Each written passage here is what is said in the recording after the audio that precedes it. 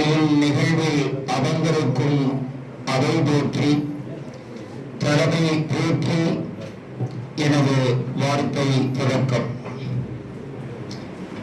கவிதை வருடி சாலையிலே நடைபெறானால் இதோ கவியரங்கம் ஏறி நிற்கிறேன். என் தந்தை கவிஞரும் அல்ல, என் தாய் கவியை பெற்றெடுத்த அன்னையும் அல்ல. சிறுவனான என்னை இச்சீர்மிகு விழாவில் பேச வைத்த நிறுவனரை போற்றி புகழ்ந்து எனது வார்த்தை தொடக்கம். அடல்காடவா என்ற தலைப்பில் நான் போராடவா என்று கவிதை எழுதியுள்ளேன். எந்தூர விந்தைகள் கண்டோம், என்னென்னவோ பல புதுமைகள் பெற்றோம். சந்தீரன் செவ்வாய் மண்டலத்தோடும் சங்கதி பேசிட வழிகளை தேடும். அந்த மீனா பல சக்திகள் பெற்றும் அடிதடி சண்டையை வெற்றிட மட்டும் தந்தீரம் ஒன்றும் படிக்கவில்லை.